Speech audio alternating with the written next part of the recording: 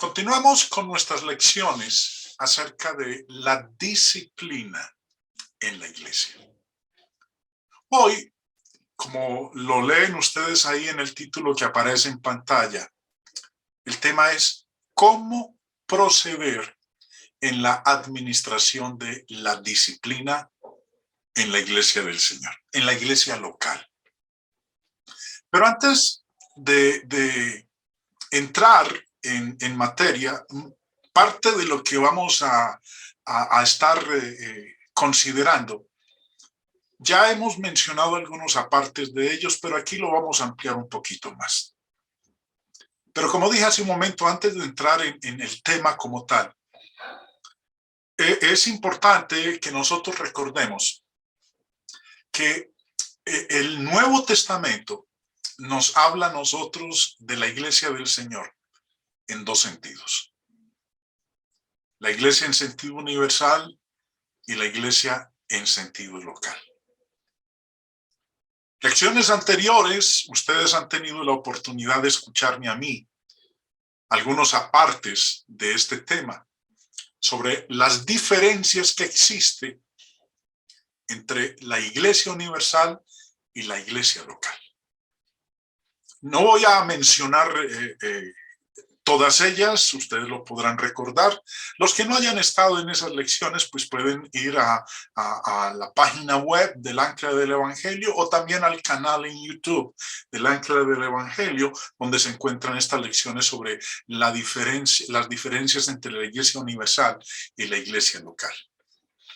Entonces, las dos formas básicas de mirar la iglesia del Señor en el Nuevo Testamento, una de ellas es la iglesia universal. Cuando hablamos de la iglesia universal, estamos hablando de todas las personas salvas que hay en el mundo, de todos los cristianos, de todos los que han sido bautizados en agua para el perdón de los pecados. La iglesia universal se conforma de todos esos cristianos que hay en el planeta. Hermanos que ni conocemos. Cuando el Señor en Mateo 16, en el versículo 18 dijo, y yo también te digo que tú eres Pedro y sobre esta roca edificaré mi iglesia. Aquí no habló el Señor de edificar la iglesia de Cristo que está en su ciudad o en su país. Aquí está hablando de la iglesia universal. No dijo edificaré mis iglesias, habló de solamente una, de esa que está conformada por todos los cristianos que hay en el mundo. Ahora, la otra forma de mirar la iglesia en el Nuevo Testamento es la iglesia local.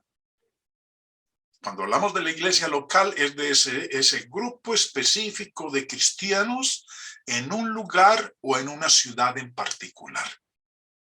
Primera de Corintios 1 escribe el apóstol Pablo y dice, Pablo, llamado a ser apóstol de Jesucristo por la voluntad de Dios, y el hermano Sóstenes, a la iglesia de Dios que está en Corinto. Aquí está hablando de una iglesia en particular, ubicada en un lugar en particular. Aquí habla de la iglesia local en la ciudad de Corinto. Por eso es importante que nosotros tengamos presente que la Biblia, el Nuevo Testamento, el Espíritu Santo nos muestra la iglesia en dos sentidos, en sentido universal y en sentido local. Ahora, hay una distinción evidente entre las dos. La iglesia universal. ¿Cómo se entra a formar parte de la iglesia universal? Bueno, cuando una persona se bautiza y la sangre del Señor Jesucristo le lava sus pecados, su vida pasada, esa persona es añadida a la iglesia universal. Nosotros leemos también que una persona entra a la iglesia local decidiendo formar parte de la membresía de esa iglesia local. Hechos de los Apóstoles, con respecto a la Iglesia Universal, nos dice que quien nos añade a la Iglesia Universal es Dios. Hechos 2:47, leemos: alabando a Dios y teniendo favor con todo el pueblo, y el Señor añadía cada día a la iglesia los que habían de ser salvos. ¿Quién es el que añade a la iglesia universal? El Señor. No yo no me añado a la iglesia universal. Es el Señor el que me añade a ella cuando yo he sido bautizado en agua para el perdón de mis pecados. Ahora, siendo ya parte de la Iglesia Universal, de todos los salvos que hay en el mundo, ya entra el otro aspecto, el formar parte de una iglesia local. Y una persona entra a formar parte de una iglesia local por medio de juntarse a ella. Hechos 9:26 nos habla del apóstol Pablo. Ya han pasado como 8 o 9 años desde su conversión. Cuando él se bautizó, el Señor lo añadió a la Iglesia Universal. Ahora Pablo ha regresado a Jerusalén. Y cuando regresa a Jerusalén, quiso hacer lo siguiente. Dice el verso 26. Cuando llegó a Jerusalén, trataba de juntarse con los discípulos. Quería ser miembro de la iglesia en Jerusalén. Pero todos le tenían miedo, no creyendo que fuese discípulo. Recuerden que el que intercedió por él fue Bernabé. Bernabé vino, habló en favor de él, dijo que él no era un farsante, no estaba haciendo ningún tipo de treta, porque recuerden, todos lo recordaban como el gran perseguidor de la iglesia. Para ellos fue una sorpresa que ahorita él quisiera formar parte de la iglesia en Jerusalén. Entonces, yo como individuo soy o tengo el derecho de parte de Dios de escoger la iglesia local en donde voy a tener mi membresía, en donde voy a adorar al Señor, en donde voy a trabajar y voy a colaborar con esa iglesia local. Así, de la misma manera, como yo tengo el derecho de colocar mi membresía en una iglesia local, de la misma manera, tengo el derecho en X momento de retirar mi membresía y colocarla en otra iglesia local del Señor, en otra iglesia local fiel del Señor, que esté perseverando en la doctrina de nuestro Señor Jesucristo. Cuando un cristiano fiel deja una iglesia, la iglesia donde era miembro, para formar parte de otra iglesia local, nosotros bajo ninguna circunstancia debemos mirarlo con malos ojos, ni con resentimiento, ni atacarlo bajo ninguna circunstancia. La otra congregación que lo acepte, nosotros no debemos desarrollar algún tipo de sentimiento de rivalidad o de odio hacia esa otra congregación que le ha aceptado. Bueno, habiendo aclarado hasta aquí este aspecto, hermano, de la iglesia universal y de la iglesia local, quiero que entonces ahorita entremos en el tema de la lección de hoy, y es cómo proceder en la administración de la disciplina en la iglesia local. Y vamos a empezar con Mateo capítulo 18. Versículo 15 dice: por tanto, si tu hermano peca contra ti, ve y repréndele estando tú y él solos. Si te oyere, has ganado a tu hermano. Como acabamos de leer, aquí está el pecado de un hermano contra otro hermano. Jesús dice al hermano ofendido que debe ir y mostrarle a aquel que lo ofendió la falta que ha cometido. Ve y repréndele. Si tu hermano peca contra ti, yo soy el ofendido. Normalmente uno espera que sea el que lo ofendió el que venga y hable con uno. Pero no, el Señor está diciendo aquí, si tu hermano peca contra ti, te ha ofendido, entonces usted que es el ofendido, vaya y reprenda al que lo ofendió. Pero eso sí, estando usted y él solos. No dice, si su hermano peca contra ti, entonces tome su celular y llame a Pepe, a José, a Antonio, a María, a Pedro, etcétera, y cuénteles lo que este hermano ha hecho contra usted. No, el Señor no está diciendo eso, ni tampoco está diciendo suba en las redes sociales y hágale saber a todo el mundo que un hermano lo ofendió y cuán triste y mal se siente usted. Eso no es lo que está diciendo el Señor. Si tu hermano peca contra ti, ve y repréndele. Y miren lo que dice, esto es un asunto privado, estando tú y él solos. Si te oyere, has ganado a tu hermano. Si eso no funciona, en el verso 16, el Señor dice entonces, ¿cuál es el segundo paso? Mas si no te oyere, toma aún contigo a uno o dos, para que en boca de 2 o 3 testigos conste toda palabra. Si no funcionó lo primero, entre él y yo, solos, en privado, el Señor instruye entonces que tome conmigo uno o dos, que sean testigos de la situación y de el llamado de atención, la exhortación que le voy a hacer con el propósito de que él reconozca su falta. Ahora, si no te oyere, es que ese hermano no está dispuesto a reconocer su falta, a reconocer su pecado y a arrepentirse de ello. Eso es lo que él quiere decir ahí, si no te oyere. Entonces dice el Señor, toma a uno o dos para que en boca de 2 o 3 testigos conste toda palabra. Dios había sido claro desde el mismo Antiguo Testamento que el testimonio de uno solo no valía.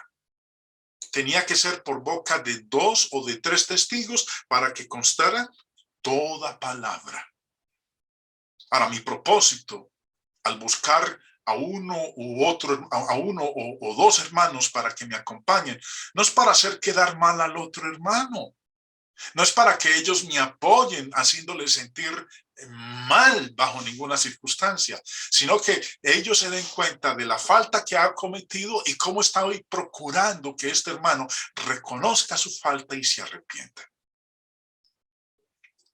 Ahora, si este segundo paso no funciona, entonces el Señor dice que aquí es donde entra en acción la iglesia. Verso 17. Si no los oyere a ellos, dilo a la iglesia. Y si no oyere a la iglesia, tenle por gentil y publicano.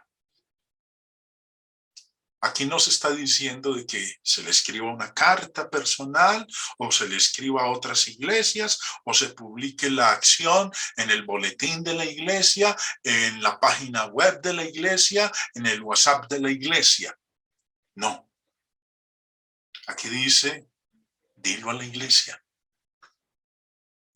Ya entonces, lo que era un asunto privado se ha convertido ya en algo público, en donde debe intervenir la iglesia.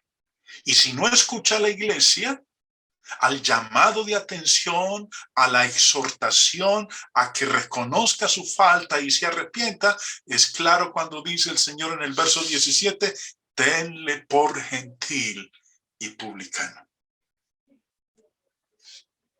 Entiendo que cuando dice esto al final el Señor, significa que ese hermano con el cual se ha hecho este proceso, ahora debe ser rechazado como parte de la congregación y no continúa estando en comunión con los santos. Si él va a otra congregación sin arrepentirse, esa congregación donde él va tiene la obligación de chequear su pasado. Habíamos nosotros, en una lección anterior, comentado un poco acerca de qué significa eso de tenle por gentil y por publicano. Bueno, recordemos lo que habíamos leído en esa ocasión. El comentario de Matthew Henry es exacto en su apreciación del significado de tenle por gentil y publicano. Y quiero leerles nuevamente lo que él comenta. Jesús recibía a los gentiles y alababa su fe. Recibía a los publicanos y comía con ellos. Pero aquí, en el texto que estamos leyendo en Mateo 18, de tenle por gentil y publicano, pero aquí se refiere a ellos en cuanto que representaban el sector pecador y odioso de la sociedad. Pero eso mismo da a entender que la iglesia no debe escatimar esfuerzos para hacer que el ofensor sea amorosamente devuelto a la comunión eclesial, tan pronto recapacite, se arrepienta y resarza el daño que causó. Mientras el pecador puesto fuera de comunión no adopte esta actitud, no cabe con él asociación fraternal. Eso es lo que nosotros podemos entonces entender cuando el Señor dice, tenle por gentil y publicano.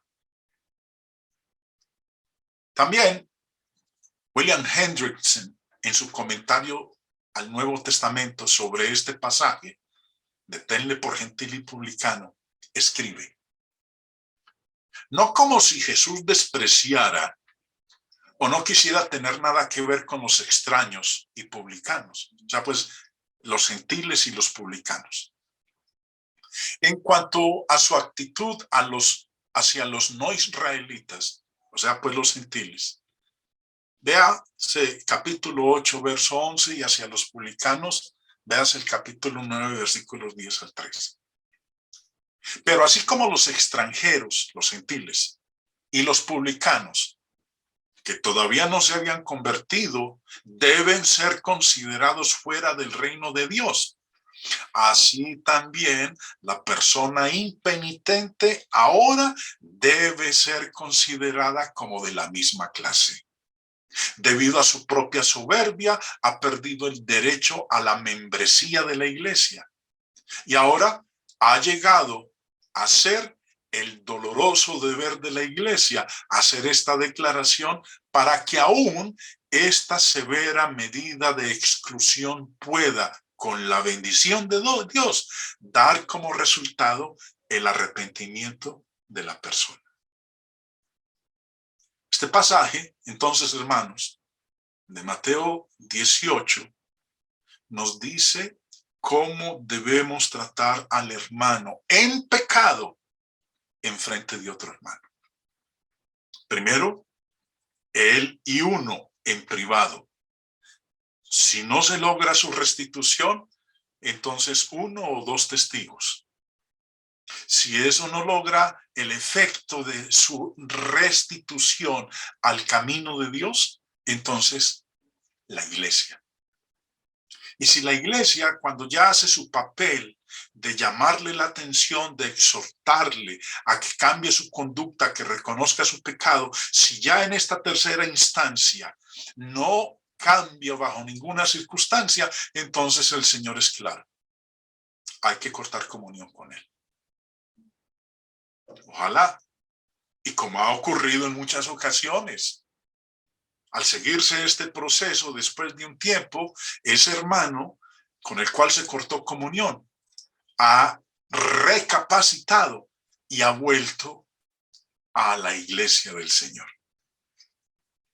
Otro pasaje que nos habla de cómo proceder en la administración de la disciplina en la iglesia, es Romanos 16. Romanos 16, 17, Pablo nos dice: mas os ruego, hermanos, que os fijéis en los que causan divisiones y tropiezos en contra de la doctrina que vosotros habéis aprendido y que os apartéis de ellos. Bueno, aquí presten atención lo que dice aquí el apóstol Pablo. Está hablando de aquel hermano que causa división y tropiezo en contra de la doctrina enseñada por los apóstoles. Hechos 2:47 nos dice que cuando la iglesia fue establecida en Jerusalén y se añadieron como 3,000 personas, ellos perseveraban en la doctrina de los apóstoles. Si alguien en algún momento, un miembro de la iglesia, un hermano de nosotros, genera división y tropiezo en contra de lo que enseñaron los apóstoles, bueno, hay dos cosas que dice aquí el apóstol Pablo que nosotros debemos hacer. La primera es que nos fijemos. Eso de que os fijéis quiere decir que hay que marcarlo, hay que identificarlo. Hay que hacerle saber a la iglesia que X hermano está produciendo división y generando tropiezo en contra de la doctrina enseñada por los apóstoles. Ahora, la doctrina de los apóstoles incluye una cantidad de aspectos. La salvación, el perdón de los pecados, la organización de la iglesia, lo relativo al Espíritu Santo, la divinidad de nuestro Señor Jesucristo, la adoración a Dios, la cena del Señor, los elementos, la ofrenda, etcétera, la resurrección. Tantas cosas forman parte de esa doctrina. Lo primero que dice entonces aquí el apóstol Pablo es que nos fijemos en esos hermanos que causan división y tropiezo. Hay que marcarlos, hay que identificarlos. Y también dice, si después del proceso de llamarle la atención, de exhortarle, de decirle eso que usted está enseñando no es así, eso es en contra de la doctrina de los apóstoles, esa no es la doctrina que nosotros hemos aprendido. Eso no es lo que nosotros hemos leído en las Escrituras, en el Nuevo Testamento. Eso no es lo que nos enseñaron los apóstoles. Entonces dice Pablo, apártense de él. En otras palabras, no tengan comunión con él. Hay unas palabras del apóstol Pablo en Filipenses capítulo 3, en donde ya de una manera positiva, aquí está hablando de una manera negativa, pero en Filipenses 3 habla de una manera positiva de el fijarnos. Miren lo que dice en el verso 17. Hermanos, sed imitadores de mí y mirad a los que así se conducen según el ejemplo que tenéis en nosotros. Es la misma expresión de Romanos 16, 17, que os fijéis. Dice aquí en Filipenses 3, mirad a los que. Nosotros tenemos que mirar, tenemos que marcar, tenemos que señalar a aquellos que causan divisiones y tropiezos en contra de la doctrina. Así lo dice Pablo. Fíjense, marquen, señalen a los que causan divisiones y tropiezos en contra de la doctrina que nosotros hemos aprendido de los apóstoles. Una advertencia hizo también el apóstol Juan. El que se extravía y no persevera en la doctrina de Cristo, que es la misma doctrina de los apóstoles, no tiene a Dios. Jesús mismo durante su ministerio nos advirtió a nosotros con respecto a los que causen tropiezos. Pablo dijo que nos apartemos de ellos, que no tengamos comunión con ellos. Ahora, en esta otra parte que dice de quiénes es ¿Quiénes son aquellos a los cuales nosotros debemos mirarlos con atención, que nos apartemos de ellos? El Señor en Mateo 18 da una advertencia bastante seria y delicada con respecto a los que causan tropiezos. En el verso 6 dijo: cualquiera que haga tropezar a algunos de estos pequeños que creen en mí, mejor le fuera que se le colgase al cuello una piedra de molino de asno y que se le hundiese en lo profundo del mar. Miren lo que está diciendo aquí el Señor. Aquel que cause tropiezo, aquel que haga tropezar a un hermano, mejor le fuera que se le colgase al cuello una piedra de molino de asno y que se le hundiese en lo profundo del mar. Cuando un hermano causa división y tropiezo en contra de la doctrina, no es una cuestión cualquiera. Es un asunto muy serio, porque está poniendo en juego la salvación de ese hermano. Es más, mire a continuación en el verso 7 el Señor dice: ay del mundo por los tropiezos, porque es necesario que vengan tropiezos. Pero ay de aquel hombre por quien viene el tropiezo.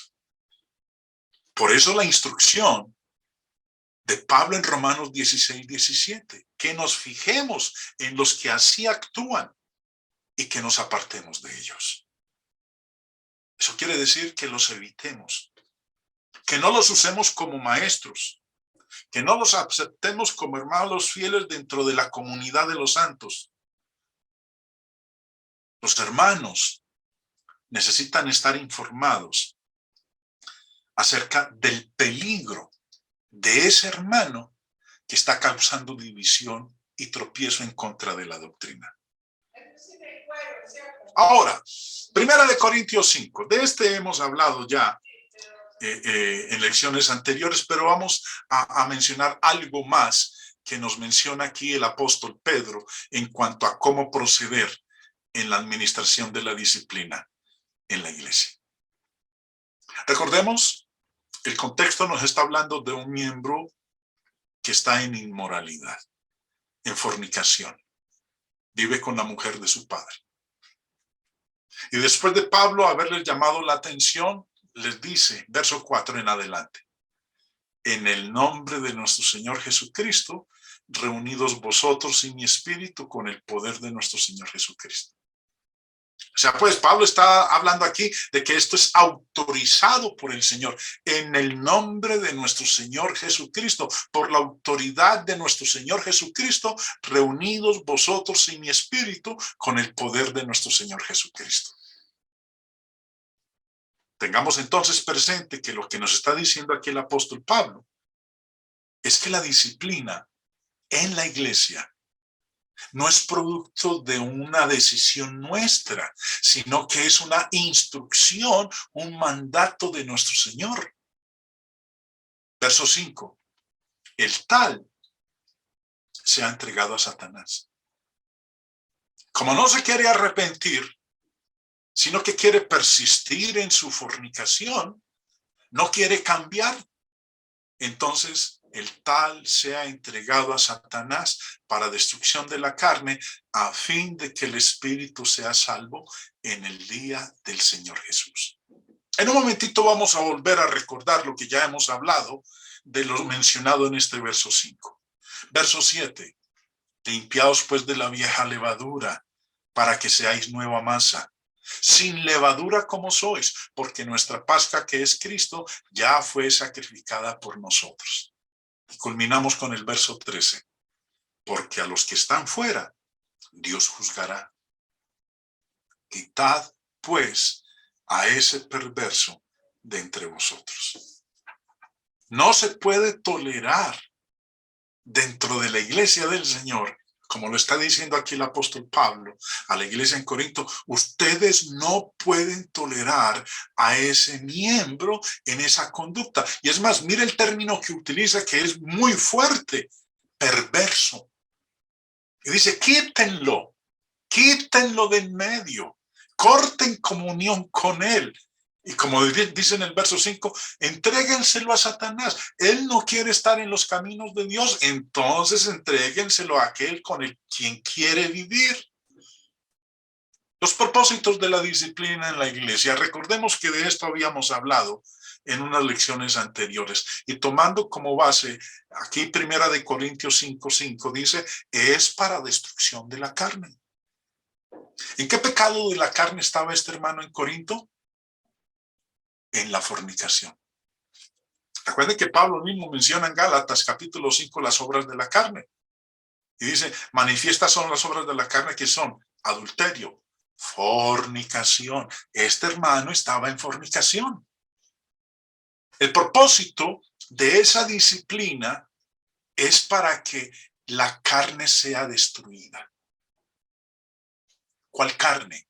Pues la fornicación en que él andaba. Pablo dice, bueno, él no quiere andar en los caminos de Dios. La iglesia es el reino de Dios. El mundo es el reino del diablo. Puesto que en el reino de Dios, él se quiere comportar como si estuviera en el mundo, entonces más bien que vuelva al mundo, entréguenselo a Satanás, que es el área en donde él gobierna. A lo mejor, estando allá, en el mundo de Satanás, donde él gobierna, seduce, engaña, etc., a lo mejor estando allá, va a recapacitar. Y esa obra de la carne en la cual él está involucrado, logre destruirla, la deje, se aparte, se arrepienta. Porque es lo que nos dice a continuación. William Barclay, en su comentario sobre esta frase para destrucción de la carne, dice, el veredicto de Pablo era que había que hacer algo con aquel hombre. Con una frase gráfica dice que hay que entregárselo a Satanás. Quiere decir que debe ser excomulgado. El mundo se consideraba el dominio de Satanás, como la iglesia era el dominio de Dios. Devolver a ese hombre al mundo de Satanás al que pertenecía era el veredicto de Pablo, pero tenemos que darnos cuenta de que hasta un castigo tan serio no era vindicativo, o sea, pues no era vengativo, sino encaminado a hacer que se humillara, que domara y erradicara su concupiscencia. En otras palabras, era para destrucción de la carne. Lo otro que nos dice el versículo 5, que el propósito de la disciplina es a fin de que el espíritu sea salvo en el día del Señor Jesús. Todo ello, este proceder en esta disciplina hacia este miembro es lograr su rescate, que vuelva al Señor para que en el día final no se pierda, sino que se salve. Dice el señor Barclay sobre esto. Pero tenemos que darnos cuenta de que hasta un castigo tan serio no era vindicativo, o sea, pues no era con el propósito de ejercer venganza, sino encaminado a hacer que se humillara, que domara y erradicara su concupiscencia para que, a fin de cuentas, su espíritu se salvara. Era disciplina ejercida, no solamente para castigar, sino principalmente para despertar. Y era un veredicto que había que cumplir, no con crueldad sádica y fría, sino con el dolor que se siente cuando se pierde un ser querido.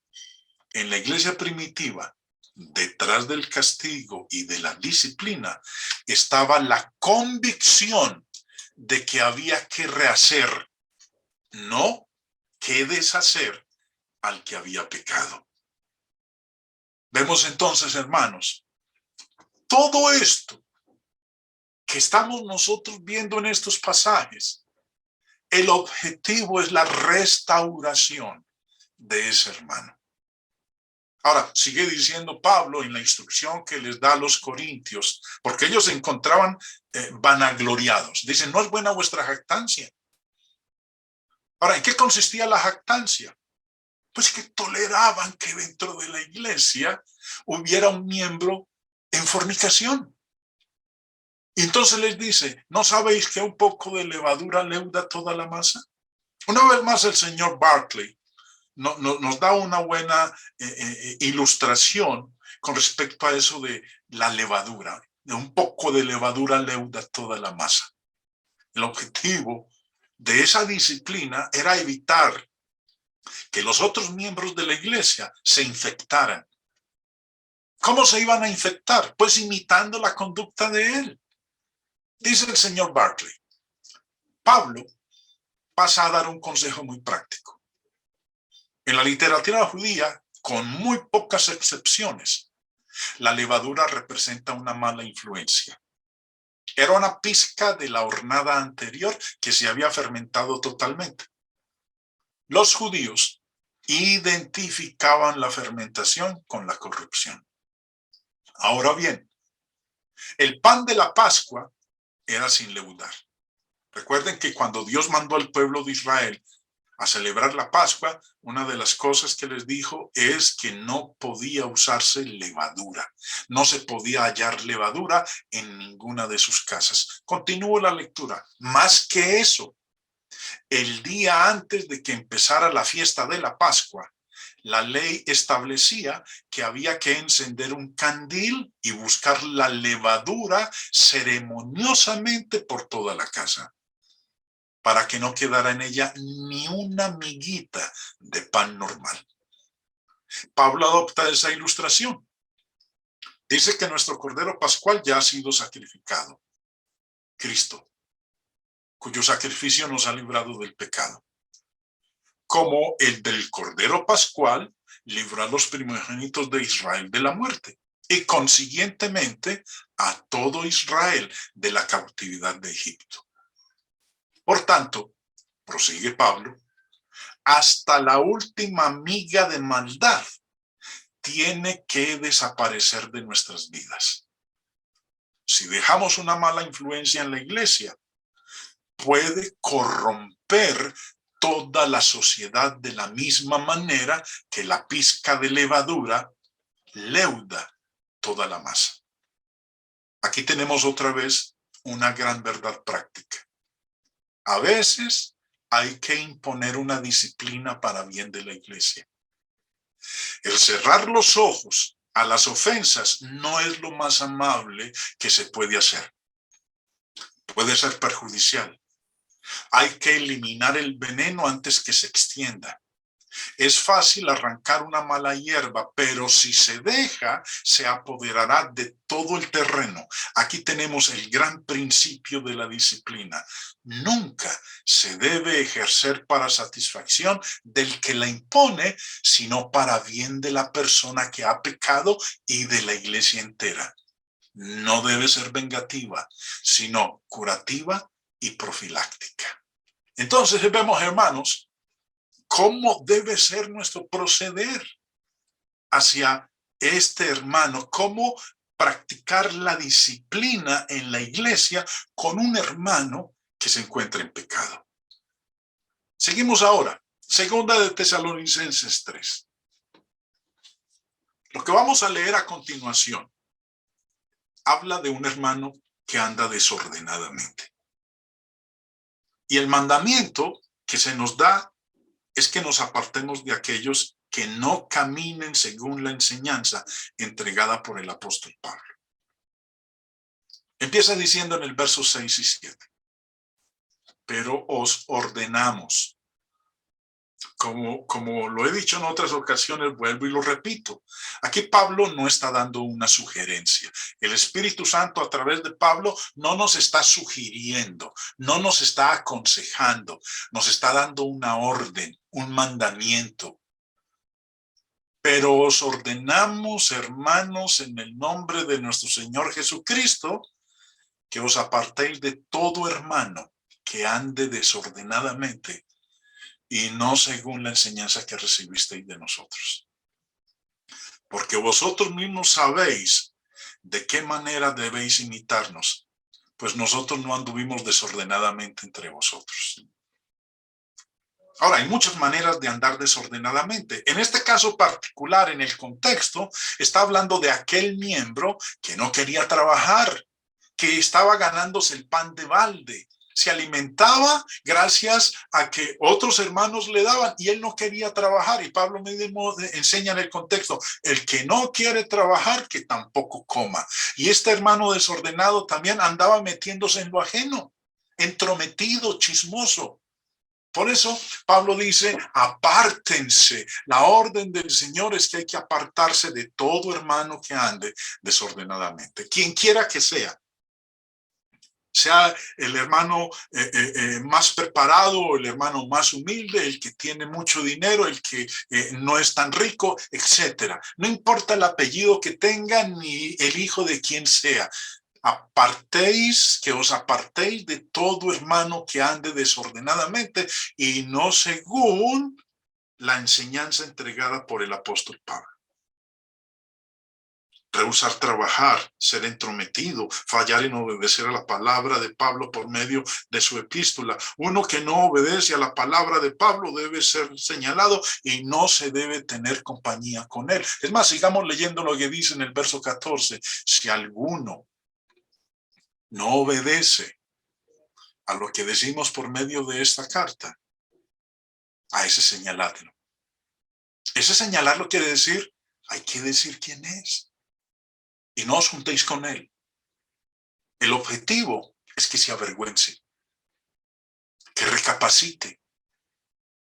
Pablo está hablando de no seguir teniendo comunión con él, cortar comunión con él. Porque si lo aceptamos en esa conducta desordenada, pues él se va a sentir envalentonado a continuar en ese proceder. El propósito de esta disciplina es que él se avergüence, recapacite, se arrepienta. Y culmina diciendo Pablo, ojo, no es un enemigo, no lo tengáis por enemigo, sino amonestadle como hermano. Cuando uno habla de disciplina en la iglesia, es algo que no es muy agradable. Y sobre todo, lo digo en mi experiencia personal, en algunas ocasiones genera enemistades, malos entendidos, altercados. No, que cómo puede ser posible, que no, que se le dé otra oportunidad, que no, que hay que tolerarle, hay que esperar, a lo mejor con el tiempo él va a cambiar. Pero cuando uno instruye y les dice, hermanos, mire, el Espíritu Santo habla de cómo proceder en cada uno de estos casos. No podemos ignorarlo, es la instrucción del Señor. Tan es así que se ha dado el caso de encontrar objeciones de parte de los miembros de la iglesia a ejercer la disciplina en la iglesia. Una de ellas, y es la única que voy a tocar en este momento para terminar la lección, es usar la parábola del trigo y la cizaña, la cual el Señor la proclamó, la dio a conocer en el capítulo 13 del Evangelio de Mateo. La voy a leer para que nos ubiquemos en el contexto y cómo es utilizada para rehuir o presentar objeción al ejercicio de la disciplina dentro de la iglesia local. Dice, empezando en el versículo 24, les refirió otra parábola diciendo, el reino de los cielos es semejante a un hombre que sembró buena semilla en su campo. Pero mientras dormían los hombres, vino su enemigo y sembró cizaña entre el trigo y se fue. Y cuando salió la hierba y dio fruto, entonces apareció también la cizaña. Vinieron entonces los siervos del padre de familia y le dijeron, Señor, ¿no sembraste buena semilla en tu campo? ¿De dónde pues tienes cizaña? Él les dijo, un enemigo ha hecho esto. Y los siervos le dijeron, ¿quieres pues que vayamos y la arranquemos? Él les dijo, no. No sea que al arrancar la cizaña, arranquéis también con ella el trigo. dejad crecer juntamente lo uno y lo otro hasta la siega. Y al tiempo de la siega, yo diría a los segadores, recoged primero la cizaña y atadla en manojos para quemarla, pero recoged el trigo en mi granero. ¿Cómo es que interpretan aquellos que presentan sus objeciones al ejercicio de la disciplina en la iglesia? Si nos devolvemos aquí en la lectura, sus siervos le dijeron en el verso 28, ¿quieres pues que vayamos y la arranquemos? O sea, pues, traduciéndolo al tema de la disciplina, no, hay que cortar comunión con ese hermano. No quiere cambiar. Entonces, es necesario que sea expulsado de la membresía. Él les dijo, no. El Señor les dijo a esos siervos, no, no lo hagan. No sea que al arrancar la cizaña, arranquéis también con ella el trigo. Dejad crecer juntamente lo uno y lo otro hasta la siega. Entonces han concluido estos hermanos que se oponen a la disciplina, que no están de acuerdo con ella, que hay que dejar que ese hermano que está en pecado, no importa la clase de pecado que sea, siga dentro de la membresía en la iglesia. Porque el Señor dice, dejad crecer juntamente lo uno y lo otro hasta la siega. O sea, pues dejar crecer el trigo y la cizaña en el mismo lugar. Que por eso no están de acuerdo con la disciplina en la iglesia. Porque el Señor instruye aquí a dejar que tanto el uno como el otro sigan como si no hubiera pasado absolutamente nada. ¿Es eso lo que el Señor está enseñando aquí? Vamos a ver apartes, no voy a explicar toda la parábola, sino los apartes que atañen al tema que estamos hablando de la disciplina. En el verso 24, que es como empieza, nos habla de un hombre. El Señor habla de un hombre que sembró buena semilla. Ahora, ¿quién es ese hombre que sembró esa buena semilla? Cuando el Señor la empieza a explicar, porque los discípulos le pidieron que la explicara, les dijo en el verso 37 quién era ese hombre. Respondiendo les dijo, el que siembra la buena semilla es el Hijo del Hombre. Ahora, esa buena semilla que él sembró, ¿qué es? Bueno, él también en el verso 38 nos dice que es la buena semilla. Dice, la buena semilla son los hijos del reino. Luego, en el verso 25, dice que mientras dormían los hombres, vino su enemigo y sembró cizaña. Ahora, ¿quién es el enemigo? El mismo Señor en el verso 39 explica quién es el enemigo. Dice, el enemigo que la sembró es el diablo.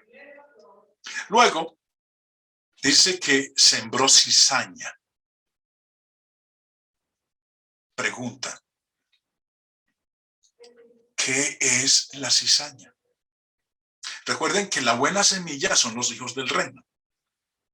Ahora, ¿qué es la cizaña? En el versículo 38, él explica qué es la cizaña. Dice, la cizaña son los hijos del mal. Entonces estamos hablando de los hijos de Dios y los hijos del diablo. La cizaña son los hijos del malo. La buena semilla son los hijos de Dios. Señor Vine, en su diccionario de las palabras del Nuevo Testamento, nos explica qué es la cizaña. Realmente, ¿qué es la cizaña? Obviamente, el Señor está tomando algo de la vida real para darnos una enseñanza espiritual. Ustedes están viendo ahí en la imagen trigo y cizaña. Alguno de ustedes se podrá estar preguntando en este momento, bueno, ¿y cómo hago para distinguir qué es el trigo y qué es la cizaña? Porque dice que el Hijo del Hombre sembró buen trigo. Pero el enemigo, que es el diablo, vino y sembró la cizaña entre el trigo. ¿Cómo hace uno aquí, hermanos, en esta foto que están observando, para distinguir qué es el trigo y qué es la cizaña? Yo les digo que no soy capaz de distinguirlas. Explica el señor Vine en su diccionario. La palabra cizaña viene de esta palabra griega, cisanión, y dice, es un tipo de espiga, la más común de las 4 especies, aristada, que crece en los campos de cereales, tan alta como el trigo y la cebada y pareciéndose al trigo.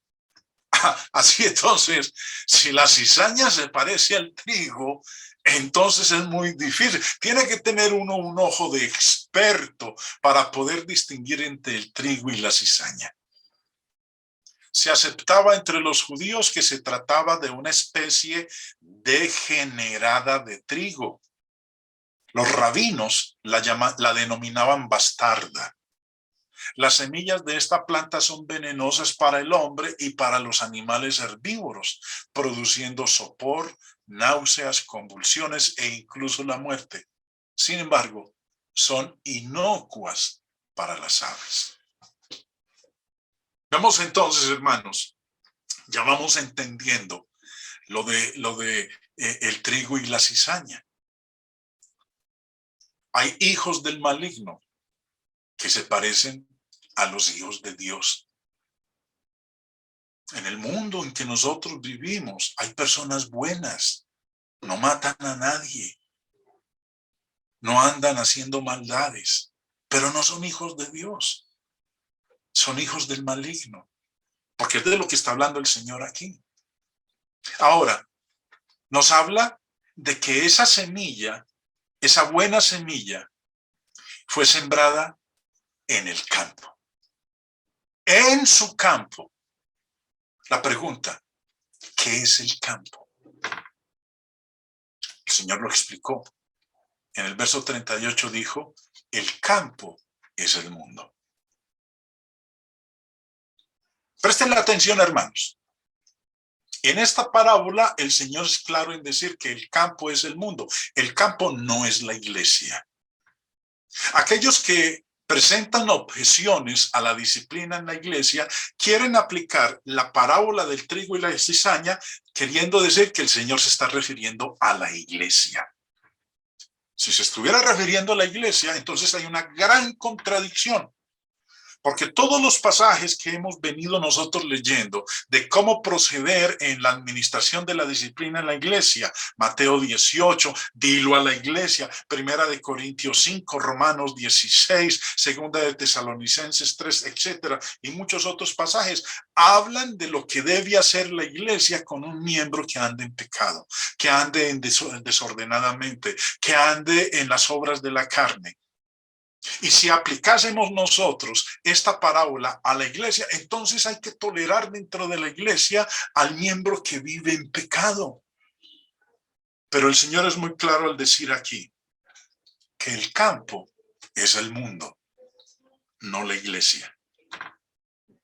En la sociedad humana, en el mundo, el malo y el bueno moran conjuntamente en el campo. La iglesia está limitada en su disciplina solamente a los miembros de la iglesia. La iglesia no tiene por qué juzgar al mundo. El mundo va a ser juzgado por el Señor en el día del juicio final. En el día del juicio final, Él va a mandar a sus ángeles y recogerá al trigo y la cizaña y la separará. La cizaña será arrojada al fuego y el trigo irá al cielo. Es de eso de lo que está tratando la parábola del trigo y la cizaña. Espero, hermanos, que esto que hemos estudiado en esta tarde nos haya dado un poco de más información a nosotros en cuanto a este mandamiento, a este plan de Dios con respecto a la disciplina en la iglesia.